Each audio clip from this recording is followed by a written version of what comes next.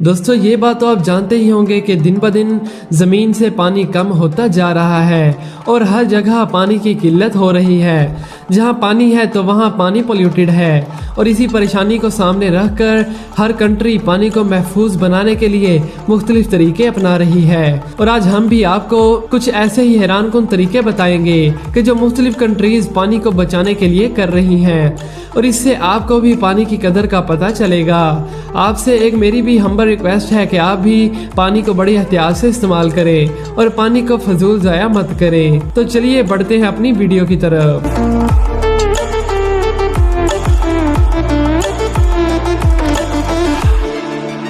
Shadow balls. दोस्तों इन black colour की balls को पहली नजर देखकर आपको ऐसा ही लगेगा कि जैसे अंग्रेजों ने किसी नई गेम को इजाद किया हो, क्योंकि इनकी बनावट और साइज ही ऐसा है। मगर ऐसा बिल्कुल नहीं, क्योंकि इन बॉल्स को तालाब या डैम्स वगैरह में पानी को बचाने के लिए बनाया गया है। लेकिन यह सवाल ये पैदा होता है कि आखिर कैसे।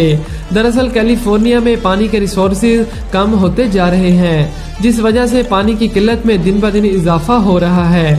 तो इसी मुश्किल के पेश नज़र लॉस एंजल्स के एक आर्टिफिशियल तालाब में ये ब्लैक बॉल्स फेंकी जा रही हैं, जिससे पूरा तालाब इन बॉल्स से कवर कर दिया ताकि तालाब में मौजूद पानी वाइब्रेट ना हो सके, क्योंकि इस वाइब्रेशन की वजह से पानी भाप बनकर उड़ जाता है। एक्सपर्ट्स का मानना है कि इस आइडिया से हर साल तकरीबन 110 करोड़ लीटर पानी बचाया जा सकता है, जिसके उड़ने का खतरा होता है। लेकिन आप ये भी सुनकर हैरान रह जाएंगे कि सिर्फ इस एक तालाब को ही ढकने में तकरीबन 10 करोड़ बॉल्स का इस्तेमाल किया गया है और हर बॉल की कीमत तकरीबन 30 रुपए के करीब है। और अब तो आप अंदाजा लगा ही सकते हैं कि यह प्रोजेक्ट कितना महंगा है। मगर कैलिफोर्निया में पानी को सेव करने के लिए जितने भी प्रोजेक्ट चल रहे हैं, ये उनमें सबसे सस्ता है। ये आइडिया सबसे पहले एक बायोलॉजिस्ट ब्रेन वाइट ने पेश किया था। और यहाँ आपके जहन में एक और भी सवाल होगा कि आखिर इन बॉल्स का कलर ब्लैक ही क्यों है। तो मैं आपको बता दूं कि इन बॉल्स का कलर इसलिए ब्लैक रखा गया है ताकि सूरज से आने वाली अल्ट्रावायलेट रेज से इन बॉल्स को कोई नुकसान ना पहुंचे।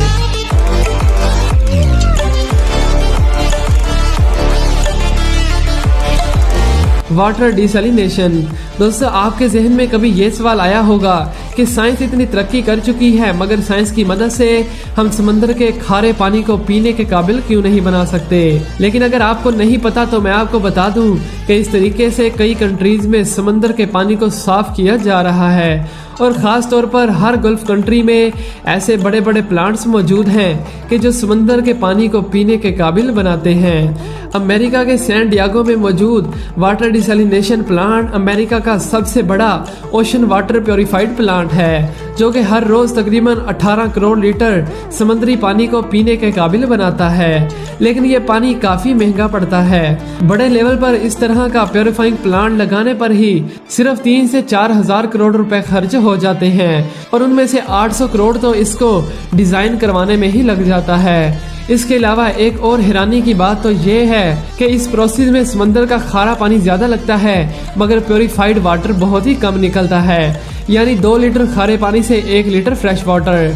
और इस प्रोसेस से बचने वाले नमक को दोबारा समंदर में फेंक दिया जाता है, जो कि समुद्री हयात के लिए नुकसानदेह साबित हो सकता है।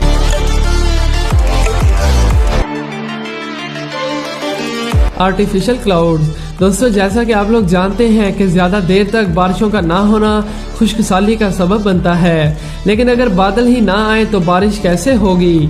और ऐसा दुनिया के बहुत से हिस्सों में हो चुका है कि जब सालों साल बारिशें ही नहीं होती। अगर हम कुछ दहाइयाँ पास में जाएं तो बारिश बरसाने के लिए मुख्तलिफ तरह के चिले और टोटके किए जाते थे, लेकिन इन सब से बारिश होती थी या नहीं इसका पता नहीं। मगर आज साइंस की बदौलत हम आसमान पर बादल भी ला सकते हैं और इन्हें बरसा भी सकते हैं। और अब जरा आप ये क्लिप देखिए कि जिसमें आपको एक बड़ी मशीन नजर आ रही होगी, जिससे बड़ी तादाद में भाप निकल रही है। फिर ये भाप ऊपर फिजा में ट्रैवल करती है और फिर जमीन पर बारिश भी बरसाती है, बिल्कुल उसी तरह के जैसे बादलों से बारिश बरस रही हो। और ये भाप के बादल कई घंटों तक भी फिजा में ट्रैवल कर सकते हैं। अब इस लोगों को देखकर आप सोच रहे होंगे कि शायद ये प्रोजेक्ट नासा का है, मगर नासा के पास इतना टाइम नहीं कि वो स्पेस से फारिग हो। लेकिन दरअसल ये नासा का कैरियर रॉकेट का इंजन है, जो कि बहुत ही ज्यादा पावरफुल है और इसीलिए एक कंपनी ने नासा से ये उधार लिया है, जो कि पावरफुल होने की वजह से भाप को काफी तेजी से रिलीज करता है।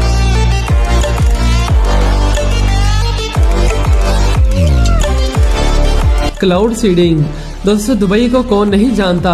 दुनिया की टॉप क्लास चीजें और जगहें आपको दुबई में ही देखने को मिलेंगी और इसी के साथ यहाँ क्लाउड सीडिंग का यूज भी किया जाता है। दुबई एक सहराई इलाका है जहाँ पानी की काफी किल्लत है और इसी गर्मी की वजह से हर साल 120 मिलीलीटर रेगिस्तानी जगह बढ़ जाती है और इसीलिए यूएई गवर्नमेंट वहां आर्टिफिशियल बारिश बरसाने के लिए हर कदम उठाने की कोशिश करता है ताकि बढ़ते हुए रेगिस्तान को रोका जा सके और इसीलिए सन 2000 से दुबई क्लाउड सीडिंग का यूज कर रहा है, जिसकी मदद से ये कई बार बारिशें बरसा चुके हैं।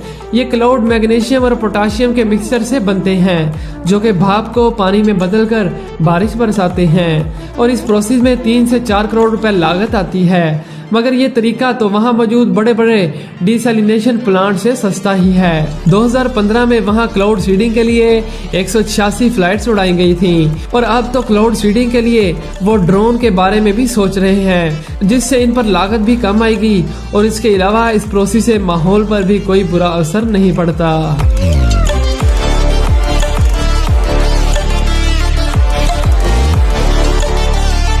Solid rain. दोस्तों, एक मैक्सिकन इंजीनियर ने एक ऐसे हैरानकुन प्रोडक्ट को बनाया है कि जो सूखी हुई जमीनों यानी सहराओं वगैरह में भी दरख्तों को लगाने में मददगार साबित होता है। इसकी खास बात तो ये है कि यह प्रोडक्ट सस्ता भी है और इसे बनाने का तरीका भी काफी आसान है, जो कि पौधे वगैरह लगाने के लिए काफी कमाल है। जब भी कहीं पौधा या बीज लगाना हो तो इसके सोलवेंट की थोड़ी सी मिकदार इसके साथ रख दें। असल में ये ऐसा सोलवेंट है कि जो बड़ी तादाद में अपने अंदर पानी को स्टोर कर सकता है और इसीलिए जब भी बारिश वगैरह आती है तो ये ज्यादा पानी को अपने अंदर स्टोर कर लेता है और पौधे को जितनी जरूरत होती है तो वो पानी को हासिल कर सकता है और तकरीबन 1 किलो सोलवेंट 500 लीटर पानी को अपने अंदर जज़ब करने की सलाहियत रखता है। ये तो वाकई में कमाल की प्रोडक्ट है। तो दोस्तों, उम्मीद है कि आपको ये वीडियो पसंद आई होगी। मिलते हैं एक नई वीडियो में। Thanks for watching.